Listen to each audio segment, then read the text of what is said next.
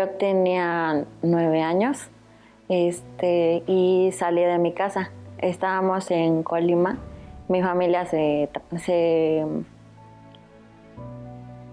dedicaba a la cosecha. Entonces yo me salí de mi casa y tomé un autobús. Bueno, no traía dinero, no traía nada. Por problemas de violencia y así. Simplemente dije, no, ya no quiero. Y aparte había roto una olla y entonces dije, no, me va a ir peor. Se estima que más de 400,000 niños, niñas y adolescentes en México carecen de cuidados parentales, es decir, no viven con al menos uno de sus padres, lo que incrementa las posibilidades de no gozar del derecho fundamental a la familia y al pleno desarrollo que dentro de ella pueden alcanzar. En ningún momento, pensaba que quería regresar con ellos. Simplemente quería saber cómo estaba mi mamá, mis abuelos. Pero pues hasta ahí. Yo decía que venía de una familia y pues no, como que me cerraba a tener otra. Como en el caso de Sexni, los núcleos familiares pueden ser amenazados por problemas económicos, sociales, culturales o políticos. Si no fuera posible que el niño regrese a su familia de origen y no hubiese otra opción en la familia extendida y se tuviera que recurrir a otra solución a largo plazo que no sea la familia, la adopción puede ser una medida y una institución que ayuda a restituir el derecho a la familia, ¿no? Para el niño.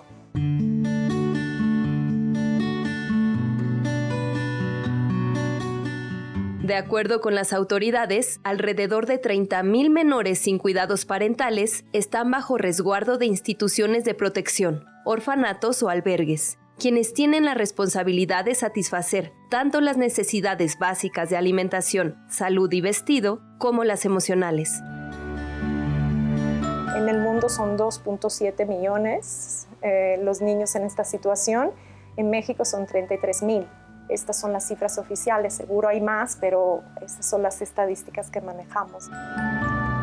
Sin embargo, no existen datos precisos e información actualizada sobre el número y distribución geográfica de esta población.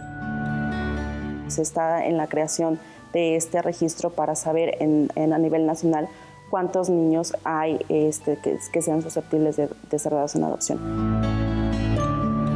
No se sabe cuántos niños realmente viven en esos centros.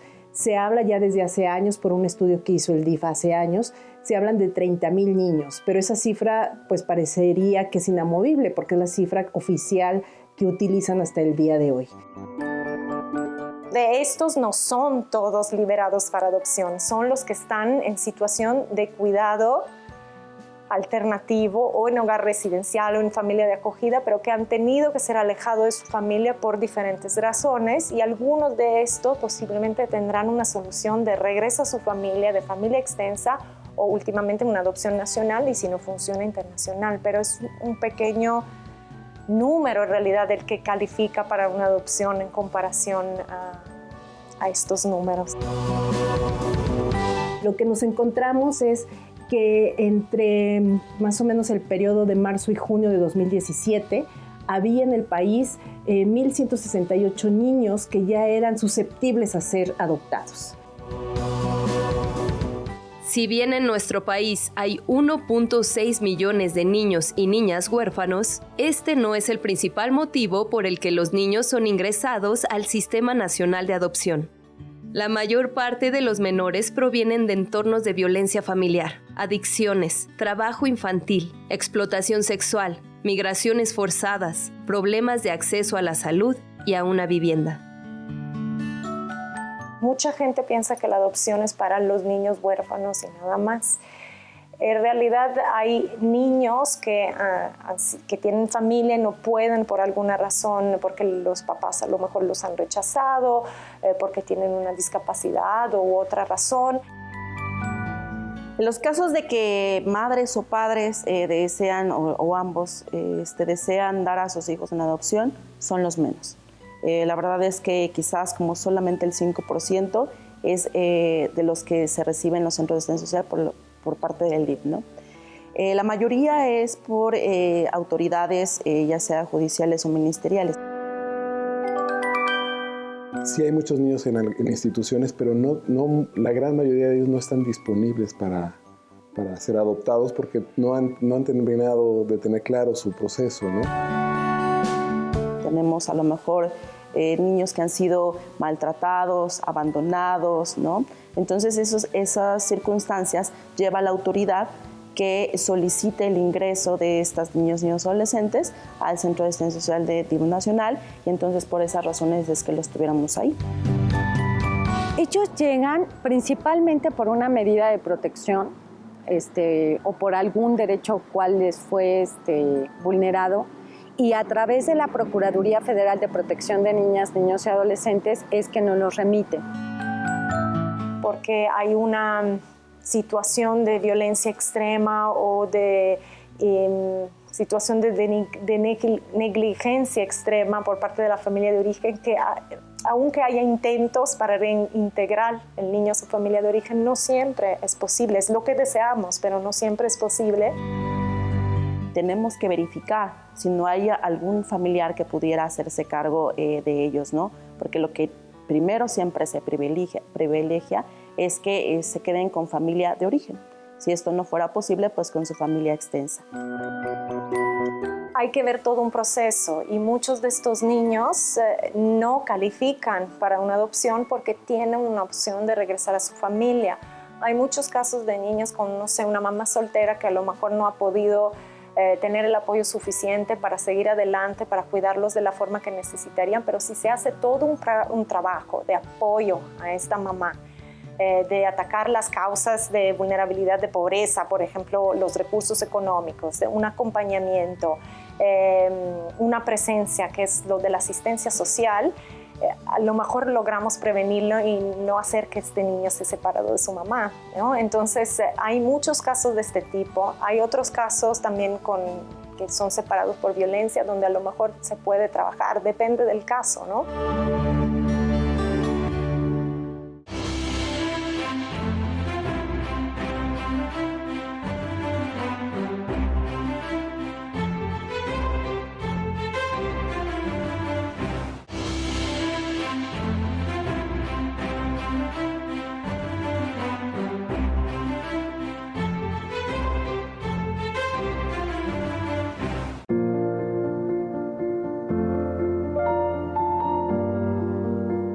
Cuando es imposible restituir el vínculo con la familia nuclear, la primera opción es que un integrante de la familia extensa asuma el cuidado del menor.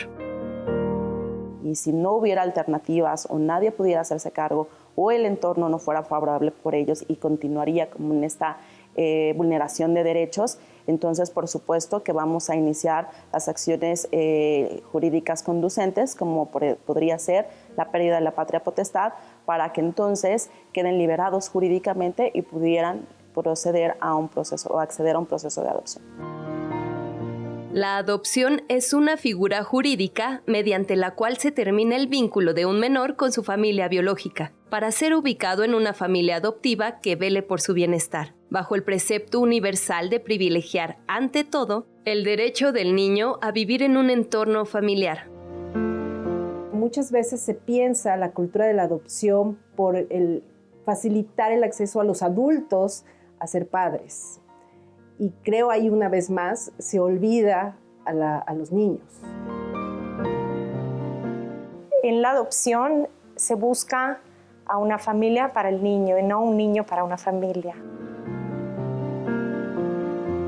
Tener en una familia, eso no te lo dan las instituciones de asistencia social. Eso es un derecho.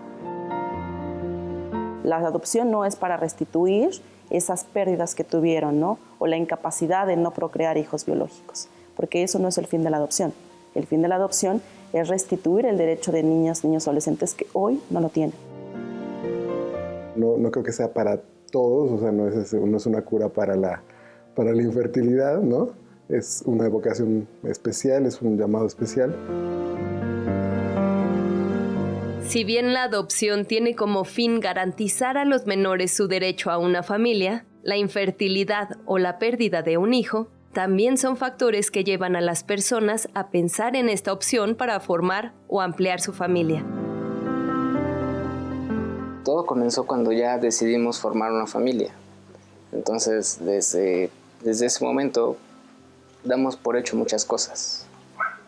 Cuando nos preparamos y fuimos al doctor, pues nos dijo que no era posible biológicamente. Entonces fue cuando fue el momento en el que decidimos que optar, o sea, que seguir adelante. Entonces buscamos opciones. Lo primero que dijimos fue adopción. No hay tratamientos, directo a la adopción. Fue nuestra opción desde el primer momento. Fue como en paralelo, ¿no? Sí. Empezamos a ver, o sea, como de manera biológica y también nos anotamos para lo de la adopción, porque eso lleva un tiempo. Entonces, nos anotamos, creo, en diciembre, algo así. Diciembre de 2012. Y en marzo yo me embaracé. Entonces, pues ya, pensábamos como en los dos caminos, pero bueno, el bebé biológico no llegó, se fue al cielo. Y en cambio, el proceso de adopción sí empezó como a avanzar. Y así como que una vez le pregunto, oye, ¿no quieres ser papá? Y dice, pues sí tengo ganas de ser papá. Yo ya no quiero seguir ningún tratamiento, no quiero nada. O sea, quiero que mi hija llegue por adopción. Y también por salud mía, Y dije, ya no quiero sufrir, quiero ser mamá, eso es lo que quiero.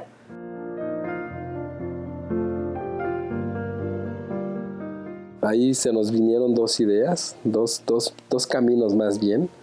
Una, la primera fue en adopción, ¿no? Porque pues, realmente no sabíamos ni siquiera cómo hacer el tema de los hijos, ¿no? ¿Por qué? Pues porque somos parejas del mismo sexo y por consecuencia no podemos tener biológicamente esto, ¿no?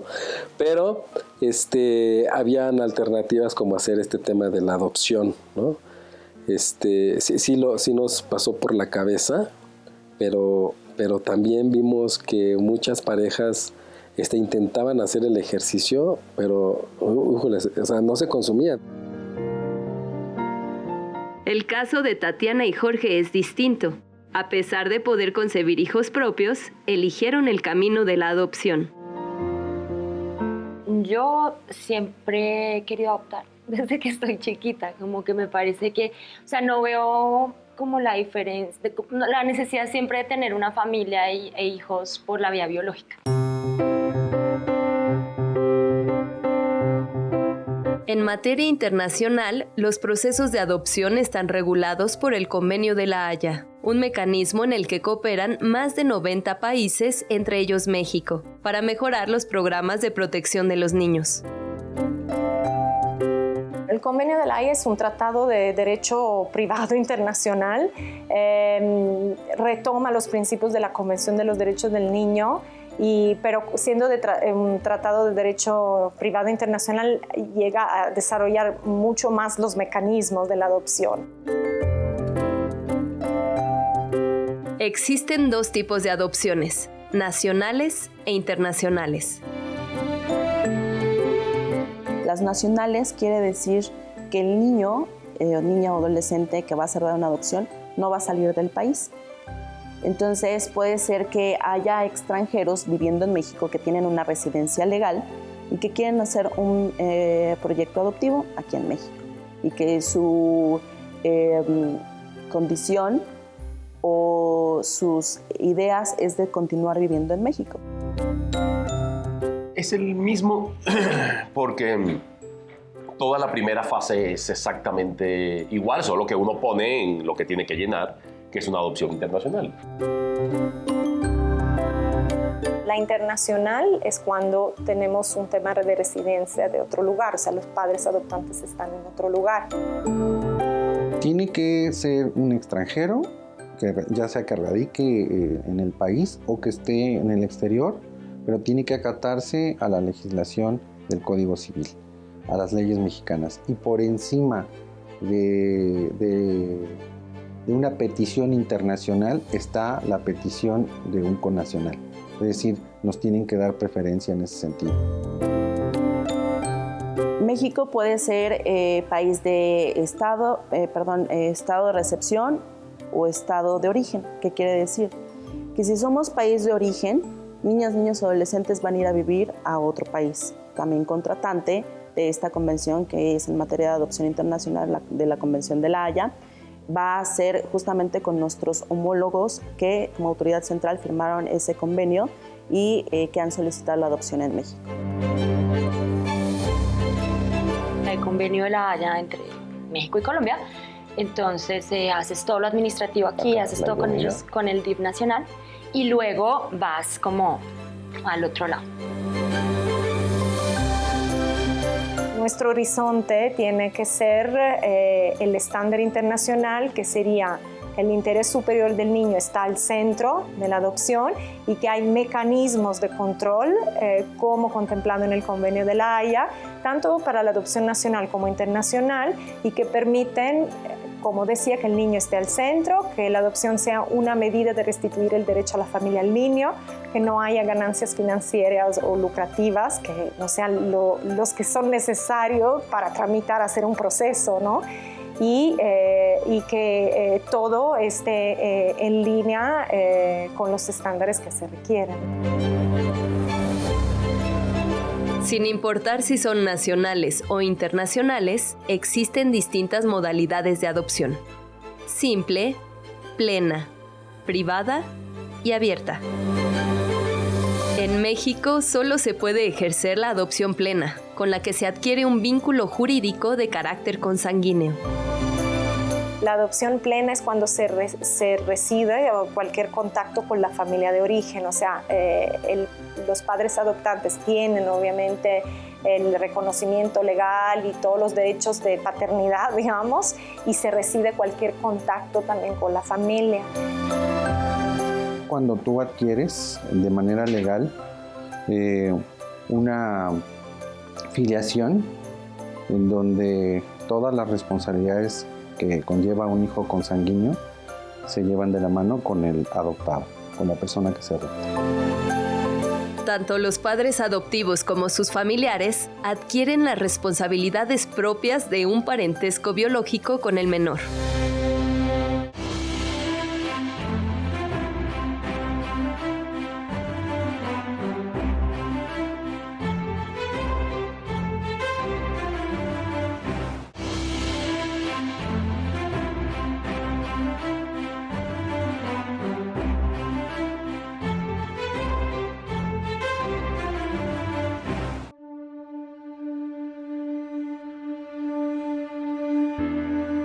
Desde 2016 y hasta el primer semestre de 2019, el Sistema Nacional para el Desarrollo Integral de la Familia, el DIF, ha recibido alrededor de 950 solicitudes de adopción.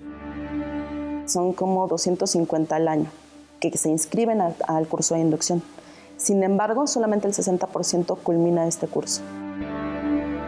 Cumplir con requisitos de edad e ingresos y una sólida convicción son parte del proceso. El adoptante tiene que tener más de 25 años, tiene que tener una diferencia de edad entre adoptante y adoptado de 17 años, tiene que tener salud mental y física, tiene que tener excelentes referencias porque piden cartas de recomendación, un excelente entorno moral y, bueno, derivado de todo eso se hace una solicitud. La ley otorga las mismas oportunidades de adopción a parejas heterosexuales, homosexuales y personas solteras. Pueden adoptar sean matrimonios, sean concubinos o sean personas solteras, pero en el caso de las parejas, sean concubinos o matrimonios, deberán contar con una antigüedad del vínculo de 2 años, ¿no? Y las personas solteras, como te decía, también pueden adoptar, pero cumplan con este requisito de los 25 años de edad. En julio del 2016 ingresamos nuestra solicitud vía web, porque así se maneja en Veracruz, y te dan un folio y de ahí te citan para tomar un curso taller de padres. Antes de integrar la documentación deben de tomar este curso, que son 3 sesiones de 5 horas. Básicamente cursos de formación para formación humana, de paternidad, uno específico de paternidad, de cómo hablarles a los niños de la adopción, ¿no? Entonces nos van preparando para precisamente estas valoraciones, ¿no? Que tienen que ser certificadas ante el DIF, etcétera. Entonces, pues se procede a hacer las valoraciones en materia, por ejemplo, de psicología y trabajo social. Después de ello, se somete a consideración del Comité Técnico de Adopción.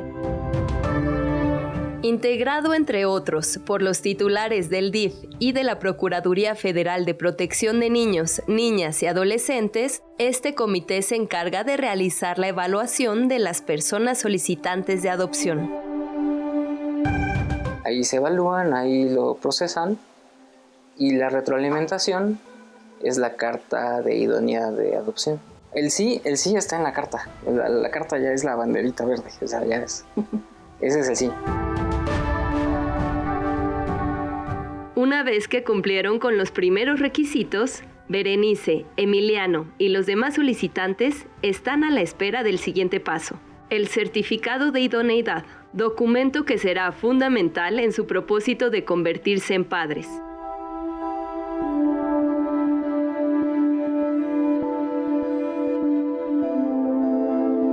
En la siguiente entrega conoceremos los casos de éxito y las razones por las que algunos no pudieron concretar su propósito.